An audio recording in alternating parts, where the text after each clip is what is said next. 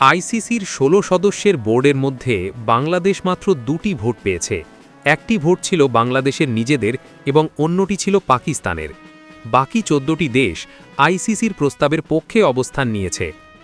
আইসিসির যুক্তি: আইসিসি জানিয়েছে যে নিরাপত্তা মূল্যায়নে ভারতে বাংলাদেশি খেলোয়াড় বা সমর্থকদের জন্য বিশেষ কোনো হুমকি পাওয়া যায়নি। আইপিএলের কোনো বিচ্ছিন্ন ঘটনাকে, যেমন মুস্তাফিজুর রহমানের বিষয়টিকে, বিশ্বকাপের নিরাপত্তার সাথে যুক্ত করা যৌক্তিক নয় বলে তারা মনে করে। কঠোর অবস্থান: আইসিসি স্পষ্টভাবে জানিয়ে দিয়েছে যে সূচি বা গ্রুপ পরিবর্তনের কোনো সুযোগ নেই। বাংলাদেশকে নির্দিষ্ট সময়ের মধ্যে সিদ্ধান্ত জানাতে বলা হয়েছে এবং বিশ্বকাপ খেলতে হলে ভারতেই খেলতে হবে। অন্যদিকে বিসিবি এখনও তাদের অবস্থানে অনড়। নিরাপত্তার প্রশ্নে আপোষ না করার বার্তা দিয়ে তারা শ্রীলঙ্কায় ম্যাচ আয়োজনের দাবি পুনর্ব্যক্ত করেছে। এখন দেখার বিষয়, বাংলাদেশ তার অবস্থানে অটল থাকে নাকি বিশ্বকাপের স্বার্থে ভারতে খেলতে যেতে রাজি হয়।